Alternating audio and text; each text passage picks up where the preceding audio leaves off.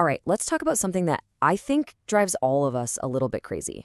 Why is it so incredibly hard to change? Today, we're diving deep into the inertia of the mind and figuring out why our best laid plans so often just fizzle out. I mean, you know the feeling, right? That gym membership you bought in January, that promise you made to yourself to learn a new skill, that job you know deep down isn't right for you. We want to change. Sometimes we desperately want to, but something just keeps pulling us back. What is that? Well, here's the wild part, the thing we so often get wrong, the reason we get stuck. It has almost nothing to do with being lazy or not having enough willpower. It's because your brain is doing exactly what it was designed to do. It's a feature, not a bug. Okay, so first up, let's unpack what I like to call the change paradox. And this is where it gets so frustrating, isn't it? We spend so much time dreaming of this transformed life, a healthier us, a more successful us, a happier us. But when you look at our actual days, they're pretty much a copy-paste of the day before. There's this massive canyon between who we want to be and what we actually do. So, what's causing that canyon? Well, to get to the bottom of it, we've got to look at how our brains are wired from the factory. We need to understand its default setting, the brain on autopilot. And this brings us to the absolute core idea here, psychological homeostasis. Just think of it like a thermostat for your mind. Your brain's number one job, above all else, is to keep things stable, predictable, and familiar. Anything that rocks the boat, and I mean anything, even a positive change, gets flagged as a potential threat to your safety.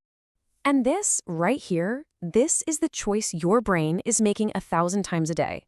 The familiar path? That's a smooth, paved superhighway. It's low effort, you know exactly where it's going. The path of change? That's like hacking your way through a dense jungle with a machete. It's exhausting, you have no idea what's out there, and it feels dangerous. So which path do you think your energy-saving brain is going to choose? Every single time. But here's the thing. This powerful drive for stability, it's not working alone. Oh no, it has a couple of very sneaky accomplices. Cognitive biases that act like its personal bodyguards, making sure you stay right where you are. First up, we've got the sunk cost fallacy. This is that little voice in your head that says you have to keep doing something just because you've already put so much time, energy, or money into it, even when you know it's making you miserable. Oh man, we have all been here. Those 5 years you spent in that career, the thousands of dollars you poured into that project, they become these heavy anchors weighing you down. Your past investment literally hijacks your present decision-making, making it feel almost impossible to just cut your losses and move on.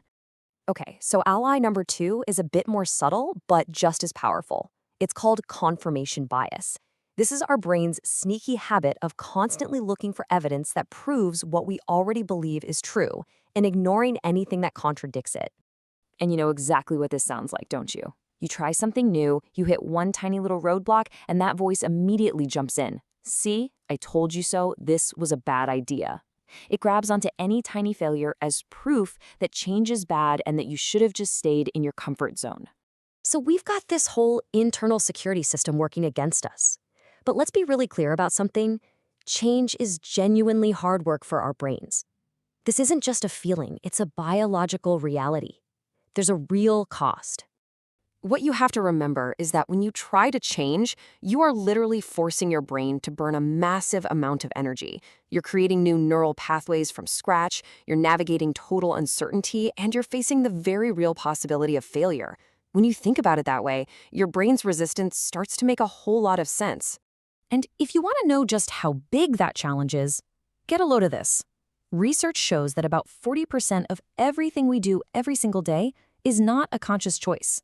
It's a habit. That's nearly half your day running on pure autopilot. You're not just making a new choice, you're fighting a deeply ingrained, super efficient system. All right, I know what you're thinking. This sounds kind of hopeless, right? Like we're basically programmed to fail. But what if we've been looking at this whole thing the wrong way? What if the goal isn't to go to war with your own mind? So let's just recap what we've seen. This is the playbook for how inertia wins every single time. 1, you decide to change. 2, your brain's alarm bells go off.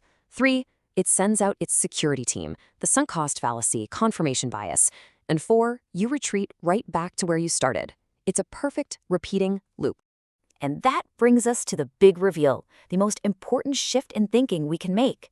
The answer isn't to find a bigger hammer to smash through your brain's defenses. Trust me, trying to fight your own fundamental programming is an exhausting and ultimately a losing battle.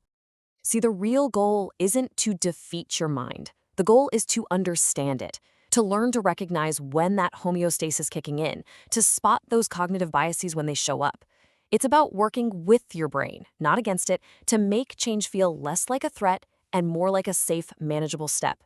So I'll leave you with this question. What if your next attempt at change didn't start with more willpower, but with a little more understanding?